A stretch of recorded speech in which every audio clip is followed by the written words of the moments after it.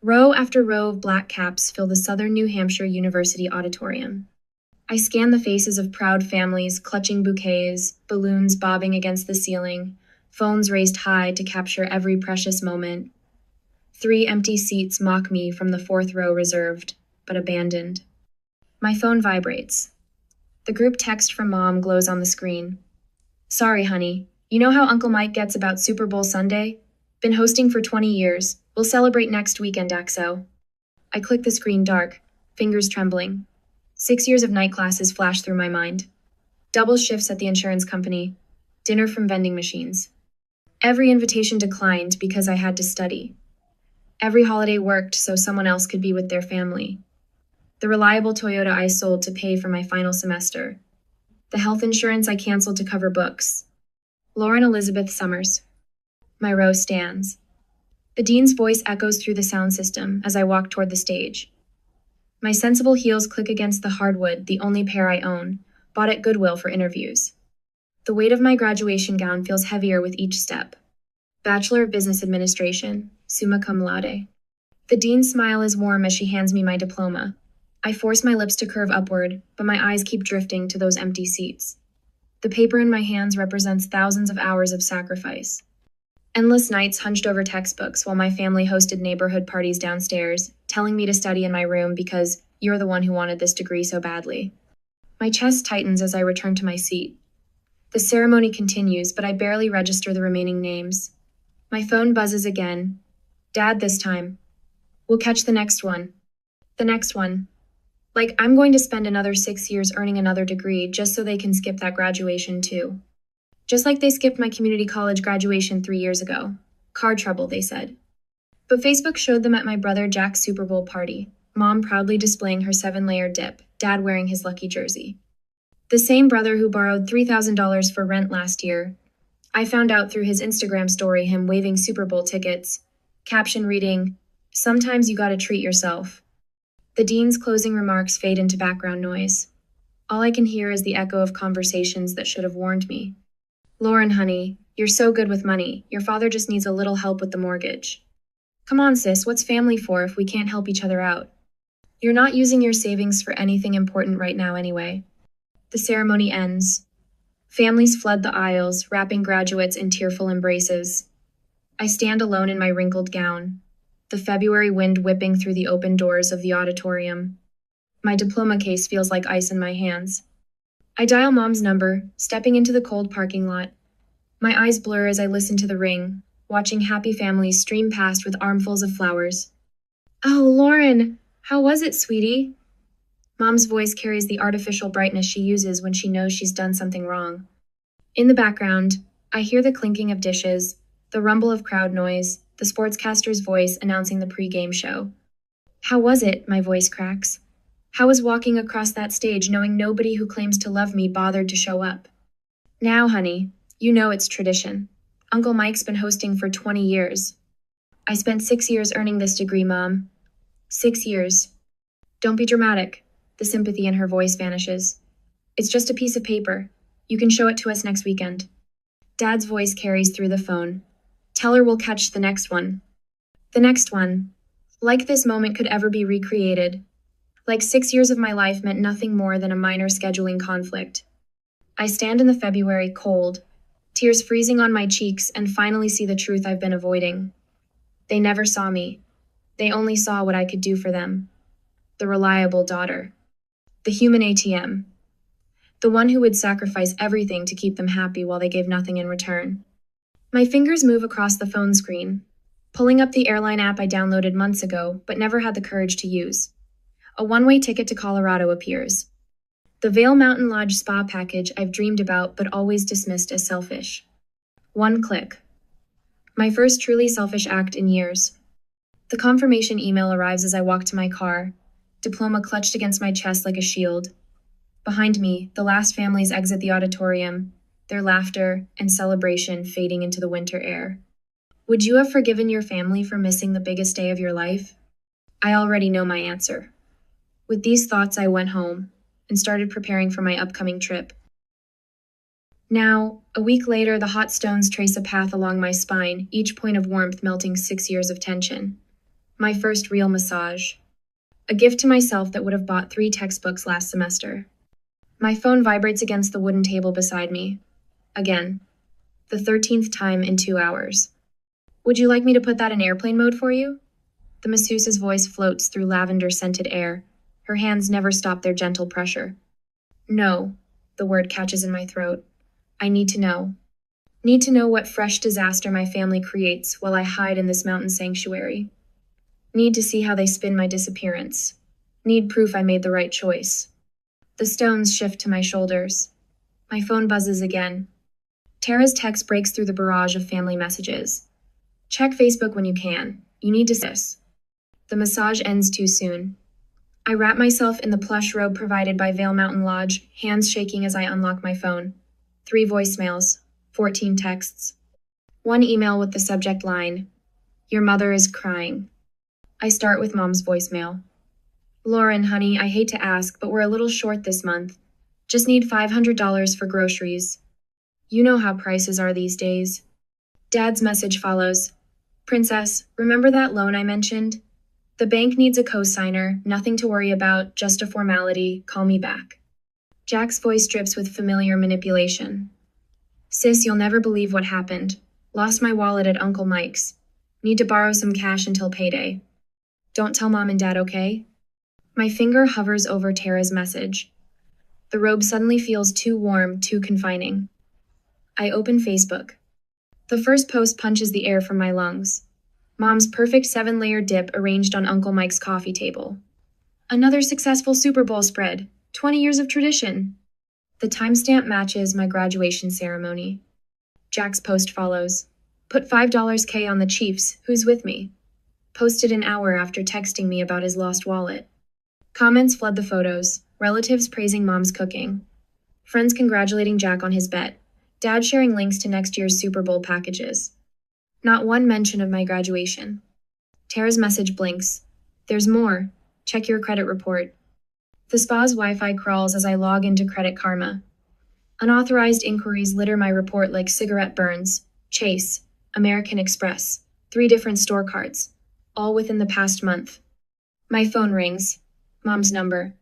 "Have you thought about that grocery money, honey? Times are tight." The stones from my massage sit in a heated basket nearby. I imagine hurling them through the window, watching the perfect Colorado snow shatter like my illusions. "Lauren, are you there? Times aren't tight enough to skip betting on the Super Bowl, are they?" Silence crackles through the connection. Then, "Jack shouldn't have posted that. He's just excited." Stop. My voice sounds foreign, stretched tight across fury and grief. "I saw the pictures, Mom. While I walked across that stage alone, you were arranging dip on Uncle Mike's coffee table. Now, Lauren, family helps family. That's what we do." Family helps family. The laugh tears my throat. Is that why there are credit inquiries I never authorized on my report? The silence stretches longer this time. In the background, I hear Dad's voice. "Is that Lauren? Tell her about the loan. Don't you dare." The words slice through Mom's excuses. "Don't you dare ask me for one more thing." My finger finds the block button as Dad's voice rises. The screen goes dark. Relief floods my system, chased immediately by crushing guilt. Good daughters don't block their parents. Good daughters don't run away to luxury spas while their families need help. My phone lights up with Tara's call. I talk to my cousin Sarah. She's a lawyer, specializes in identity theft. She says you need to file a police report immediately. I can't do that to them. The words come automatically, programming too deep to override. They're family. Honey, family doesn't steal your identity. Family doesn't miss your graduation for a football game. Family doesn't. A knock interrupts. The spa concierge stands in my doorway, concern etched across her features. "Miss Summers? We've upgraded you to our Mountain View suite. No charge." I didn't ask for. "You're not the first person I've seen make these calls." She steps inside, closing the door softly. "My mother emptied my accounts the day I graduated college. Said I owed her for raising me." The tears finally break free. She hands me a tissue, then another. "The suite has a better security system," she adds quietly, "and a private entrance." My phone vibrates. Another credit alert. "They opened a Macy's card in my name yesterday." I pick up my phone, hand steady now. Tara? Give me Sarah's number. And the name of a good accountant. The mountain snow falls outside my window, each flake a promise of fresh starts. Of boundaries sharp as February frost. Of a life where love doesn't require sacrifice. A life where I'm finally free. My phone buzzes one last time before I block Jack's number. His message glows like a warning. You're selfish if you won't help Dad out. After everything they've done for you. Everything they've done for me. Like missing my graduation to watch football. Like stealing my identity while I earned my degree. Like teaching me that love means giving until you break. I text Tara back. I'm ready. Call Sarah. When does family loyalty become self-destruction? I already know my answer. After the vacation was over, I came back to my apartment, met with Sarah and Tara, and prepared the necessary documents to fight my family. They need to learn boundaries once and for all. A whole month has passed that way. Now, on a Thursday night, the banging on my apartment door jolts me awake at 3 a.m. Through the peephole, Dad's red face fills mine.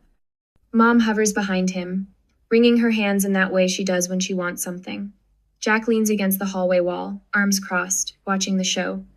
I step back from the door, phone already in hand. The landlord's number rings twice. Miss Thompson? I'm so sorry to bother you this late, but your family is here claiming they need emergency access to retrieve their property. My laugh comes out harsh. Their property?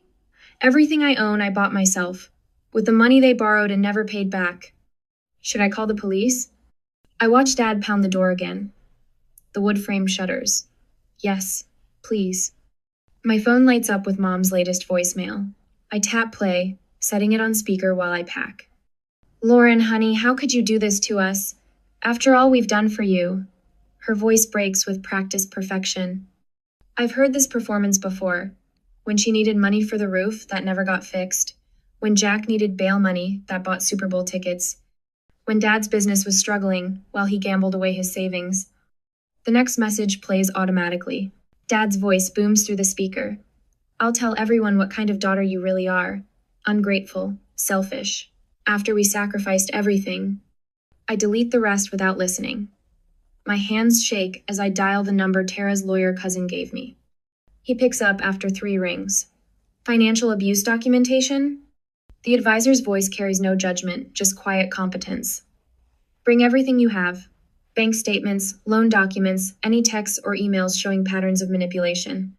I entered my cabinet 2 minutes later. My filing cabinet yields 6 years of evidence.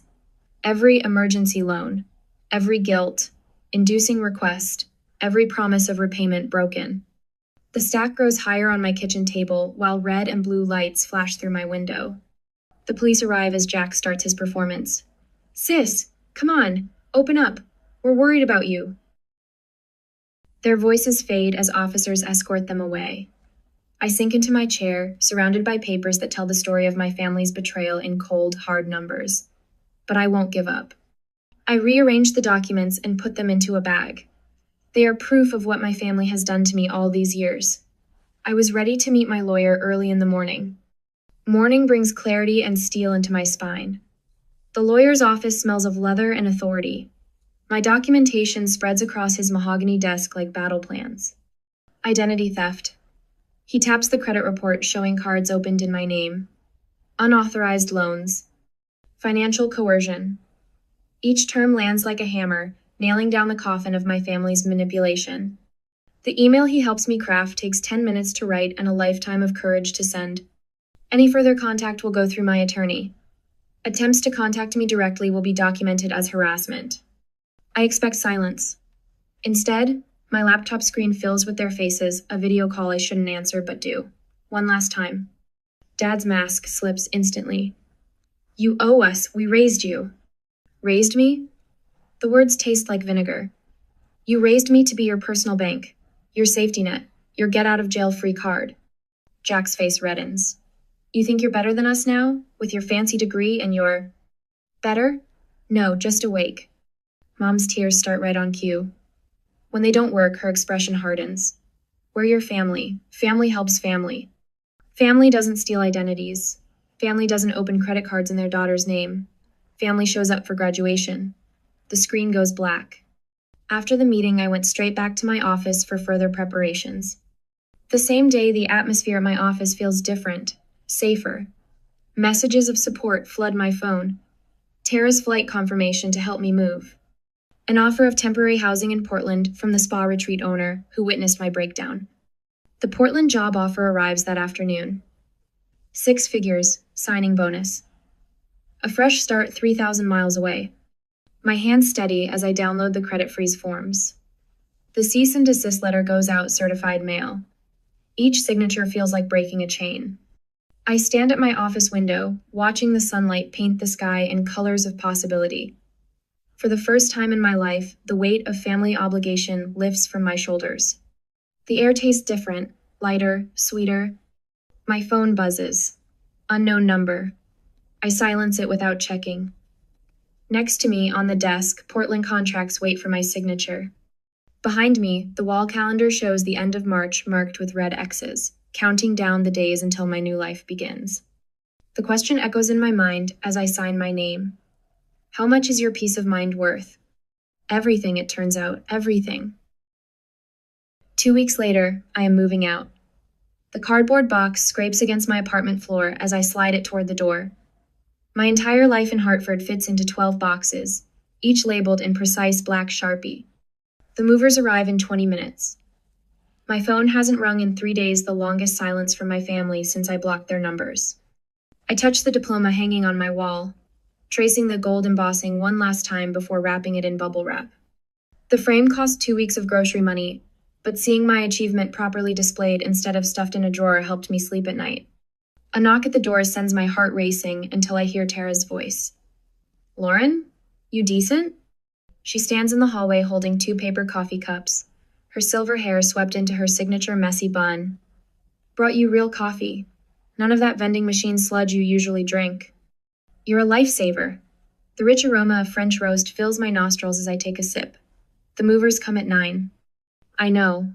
Tara sets her cup down and surveys my apartment. You really did it. You're really leaving. Portland's waiting. The words still feel strange on my tongue. 2 weeks ago, I accepted the department manager position at Western Insurance's Oregon office, double my current salary. Full benefits. A signing bonus that covered first and last month's rent on a downtown apartment. My phone buzzes. Another email from Dad's lawyer demanding a response to their reasonable request for family reconciliation. I delete it without reading. They hired a private investigator, Tara says, watching my face. Jackie from accounting saw him asking questions in the break room yesterday. A laugh bubbles up from my chest, surprising us both. Let them waste their money. By tonight I'll be gone. The movers arrive exactly on time. I watch them load my life into their truck, each box a brick in the wall I'm building between my past and future. My neighbor Mrs. Chen waves from her balcony. She thinks I'm moving for a promotion. She doesn't know about the cease and desist letter in my desk drawer, or the police report documenting years of financial abuse. My LinkedIn post about graduating despite family sabotage went viral last week. 300,000 views, thousands of comments from other survivors, job offers from across the country. Dad's gambling debts exposed in the comments when his bookie's wife recognized our story. Brother Jack's embezzlement from Uncle Mike's construction company revealed by a former employee. The professional community that ignored my family's social media smear campaign embraced me instead. Women in finance, corporate mentors, survivors of financial abuse who recognized their own stories in mine. Thoughts take me to my new apartment in Portland, waiting above the city lights, secured through my future coworker Amanda's real estate connections. The women's professional network there already added me to their leadership committee. My therapist connected me with a support group that meets Tuesday nights. Miss Summers, the head mover, brought me back to reality. He holds out a clipboard. Just need your signature here. I sign my name with steady hands. Through the window, I watch them load the last box, the one containing my mother's china. The set she promised would be mine when I married, then sold at a yard sale to cover Jack's gambling debts. I found identical pieces at estate sales, slowly rebuilding what was stolen. My phone lights up with a text from Amanda in Portland. Office is ready. Team can't wait to meet you Monday. The promotion blindsided my family. Department manager at 30. The position Dad always claimed I'd never qualify for without his connections. The job Jack expected would be his once he put in his time. Tara helps me do one final sweep of the apartment. Under the sink, I find Jack's old baseball trophy, one he threw at my door the night I refused to co-sign his car loan. The glass vase shattered, leaving the golden player eternally pitching to no one. Want to keep it? Tara asks. I drop it in the trash. The hollow thunk echoes through the empty apartment. My phone buzzes again. Uncle Mike's name appears the first family member to contact me directly since the restraining order. Lauren. His voice sounds older than I remember. I saw your post. About graduation day. About the Super Bowl. Uncle Mike. 20 years I hosted that party. 20 years your father used my house to place bets with his bookie buddies. Your brother stealing from my company to cover his losses. He pauses. I'm shutting down the party. Permanently. And I'm pressing charges against Jack. Tears blur my vision as I thank him and end the call. Outside, the moving truck rumbles life. Ready? Tara holds out my coat. I take one last look at the apartment where I spent 6 years studying, dreaming, surviving. The mark on the wall where my diploma hung. The window where I watched so many sunrises, cramming for exams. I'm ready. The door clicks shut behind us. In my pocket, my phone vibrates with another blocked call from my mother. I silence it without looking. Tara drives me to the airport, hugging me tight at security. Show them what you're made of, boss lady. We part and I fly towards my new life. 6 hours later, I stand in my new apartment, watching Portland's lights twinkle through floor-to-ceiling windows. The moving truck arrives tomorrow. Tonight, I have only what fits in my suitcase me diploma, my laptop, and my future. My phone chimes with a calendar reminder. First therapy appointment next week. Dr. Richardson specializes in family trauma and financial abuse. She already helped me draft boundaries for my new life. No contact with family members who participated in financial exploitation. No lending money without a formal contract. No accepting guilt trips or emotional manipulation. No compromising my peace for others' comfort. A text from my new team lights up my phone. Welcome dinner tomorrow night. We're your Portland family now. Family. The word sits differently in my chest now. Lighter. Chosen instead of inherited. Built on respect instead of obligation. I unzip my suitcase and pull out my diploma. Tomorrow I'll hang it in my office, where everyone can see it, where no one will question my right to display it. Where success isn't a betrayal, and ambition isn't a sin. The city lights shimmer like stars fall into earth. Somewhere below, my new life waits. My peace, my power, my truth. I am Lauren Elizabeth Summers, department manager, survivor, warrior. And I am finally, completely free. Freedom, though, isn't the end, it's the beginning of everything I had to rebuild. The next 6 years taught me how to lead without apology, to own my voice in rooms that once silenced me. Step by step, I transformed from the woman who escaped into the one who inspires. Now, 6 months later, they show up again. Security guard John Martinez spots them first.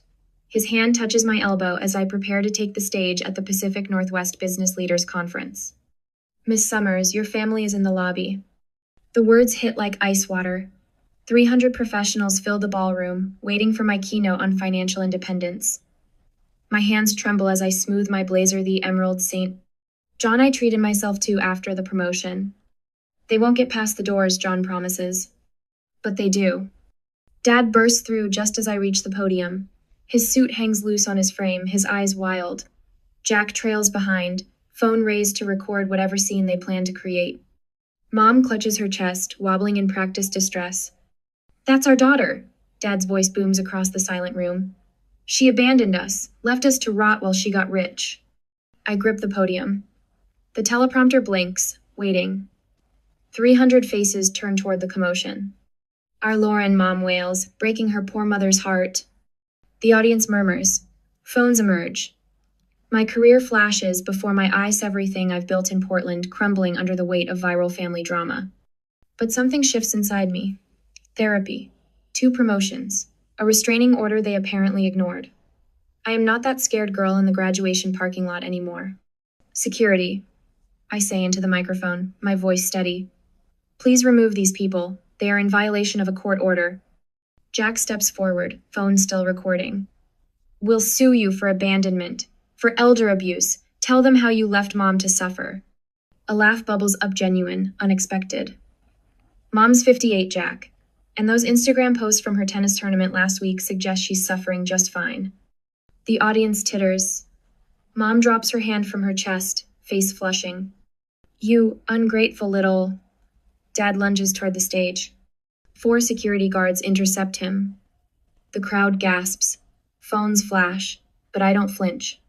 Ladies and gentlemen, I say into the microphone, you're witnessing exactly why I'm passionate about financial independence. Sometimes the people who should protect you are the ones you need protection from. They drag my family out, Dad shouting about ungrateful children, Mom's theatrical sobs echoing. Jack's phone keeps recording until security confiscates it. The room falls silent. I take a deep breath, straighten my shoulders. My keynote today was going to be about investment strategies, but let's talk about something more important, how to recognize when love becomes a weapon. For the next hour, I tell them everything. The graduation betrayal, the stolen identity, the years of manipulation. The audience leans forward, spellbound. When I finish, they rise as one applause thundering through the ballroom. Margaret Chen from Penguin Random House catches me afterward. We need this story, she says, pressing her card into my hand. Full manuscript on my desk in 6 months? I just nod and go out of the conference room. But the show isn't over. That moment, Dad's latest attorney has 4th fidgets in the lobby. Miss Summers, perhaps we could discuss a settlement? I open my briefcase and show him my documents. Perhaps we should discuss the credit cards opened in my name, fraudulent loan applications, social security number theft. Color drains from the attorney's face as I lay out document after document. 6 years of evidence, bank statements, credit reports, forged signatures. I'll need to consult with my clients, he stammers. No need. A new voice joins us. Detective Sandra Morris holds up a warrant. Robert and Jack Summers, you're under arrest for identity theft and wire fraud. They lead my father and brother away in handcuffs. Mom crumples onto a bench, her performance finally reaching its finale. Lauren, please, she whispers. They didn't mean it. We can still be a family. I study her face, the familiar lines, the manipulation behind her tears. For the first time, I feel nothing but pity. We stopped being a family the day you chose Super Bowl Sunday over my graduation. I just took time to accept it. My mother says nothing, follows them to the police while I go home to prepare for endless meetings and documents for the new clients. A whole week passes in a rash. However, the following Friday afternoon, I will meet my family in the courtroom. The judge will see you now, my lawyer announces. Inside the courtroom, justice arrives in black and white. The restraining order becomes permanent. Dad and Jack's charges multiply as evidence mounts. The judge's gavel echoes like freedom. Uncle Mike arrives as we exit the Super Bowl party host himself. His face is granite as he faces my mother. 20 years of hosting, he says, and you use my parties to cover up stealing from your own daughter? The family's done with you, Pat. All of us. Mom's mask cracks. Real tears now. But I don't stay to watch them fall. Outside, Portland's rain washes the courthouse steps. My phone buzzes with messages, colleagues offering support. Margaret checking on the book deal. Tara sending heart emojis. A text from Uncle Mike. Proud of you, kiddo. Wish I'd known sooner. I click the phone dark, remembering another rainy day, another phone full of excuses. The frightened girl in the graduation parking lot feels like a stranger now. The courthouse doors open behind me. Detective Morris emerges with evidence boxes. You okay? She asks. I tilt my face to the rain. You know what? For the first time in my life, I really am. The investigation will take months. The headlines will fade. The book will find its audience, but none of that matters right now. I am Lauren Elizabeth Summers. I am free. The rain continues to fall, washing away the last chains of obligation, leaving only truth behind. When forgiveness becomes enabling, the bravest love is letting go. I am just sorry I needed 6 long years to realize it. At the present, the Portland spring rain taps against my office window. 6 years of change spread across the walls and frames photos, certificates, newspaper clippings. My original business degree hangs in the center, those empty auditorium seats captured forever in a snapshot below it. Next to that, a packed conference hall from last month's keynote speech. My reflection watches me from the glass, shoulders straight, chin high. The door opens. Sarah, my newest mentee, clutches a thick folder to her chest. The bank statements you asked for. Her voice trembles. Dad opened 3 credit cards in my name. I gesture to the chair across from my desk. The leather creaks as she sinks into it, shoulders hunched exactly like mine used to be. You're already ahead of where I was, I tell her. You caught it early. Her eyes drift to the wall of photographs. Will I ever stop feeling guilty? The question echoes through 6 years of therapy sessions. Dr. Patterson's voice comes back to me. Guilt is the ghost of expectations we never chose to carry. The guilt changes shape, I say. It becomes something else, something stronger. The intercom buzzes. Miss Summers, your 4 o'clock is here early. The scholarship committee? I smile at Sarah. Want to sit in? See where this path can lead? She nods, spine straightening just a fraction. The conference room fills with board members, successful professionals who've become my chosen family. Tara, my best friend since that first devastating graduation day, takes her usual seat beside me. Under the table, she squeezes my hand. The Lauren Summers Scholarship Fund, I begin, will provide full tuition for survivors of family financial abuse. My voice carries strength I once thought impossible. Every recipient receives mentoring, legal support, and trauma counseling. The projector illuminates our first-year goals. My hand touches the diploma in my pocket, the one I earned 6 years ago. Master's in Business Administration. This time, every seat held someone who chose to be there. Who chose me? Tara and her husband whooped the loudest when I crossed that stage. My therapy group brought flowers. My team from the Financial Abuse Survivors Network filled an entire row. Even my landlord came, the woman who changed my locks that first terrifying night in Portland when my family tried to break in. The meeting ends with unanimous approval. Sarah's eyes shine as board members share their own survival stories. The shame that once paralyzed her begins to crack. Back in my office, I prepare for tonight's TED Talk. Breaking the chains, recognizing family financial abuse glows on my laptop screen. My phone buzzes with a text from Mark. Dinner reservations at 8, proud of you, babe. 3 years of dating, and he's never once asked to borrow money. Never made me feel selfish for having savings. Never questioned why I keep separate accounts. The autumn sun sets behind Portland's skyline as I pack up. My office wall holds one last photo last year's Friendsgiving feast. 20 survivors turned family, crowded around my dining room table. Some crying, some laughing, all healing. My therapy journal sits open on the desk. Today's entry reads, "Peace isn't the absence of conflict, it's the presence of choices." The elevator carries me down to the lobby where Mark waits. His smile reaches his eyes, the first thing I noticed about him. No hidden agenda. No manipulation. Ready for your big night? He offers his arm. I think of that frozen February morning, standing alone in a parking lot with my first diploma, of Uncle Mike's Super Bowl party that my family chose over my graduation, of my brother's stolen money and my father's gambling debts. I nodded and smiled, and we went to the parking lot. He drove to the event.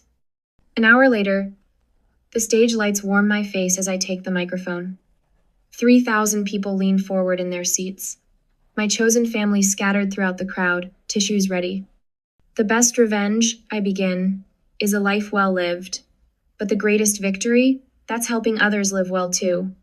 The words flow without rehearsal. I tell them about empty seats and broken promises, about the weight of expectations and the freedom of boundaries, about building a family from scratch, based on respect instead of blood. In the front row, Sarah sits straighter than I've ever seen her. Behind her, dozens of survivors I've mentored. Their faces reflect back the strength they found within themselves. My hand touches the diploma in my blazer pocket. Not the old one, the new one. The one earned in an auditorium full of love. The standing ovation thunders. Mark beams from his seat. Tara whistles through her fingers. My therapy group bumps fists. The next day, in my office, I adjust the frame holding both graduation photos. Empty seats beside full ones. Broken dreams beside realized ones. My reflection meets my eyes in the glass. The scared girl from that parking lot is gone. In her place stands a woman who finally understands. Sometimes the family you lose is the price of the family you find. I touch my original diploma one last time before heading home. Tomorrow brings another survivor through my door, another chance to turn pain into power. My phone lights up with a text from Sarah. Thank you for showing me what's possible. I smile, typing back 4 words that took me years to learn. You were always possible.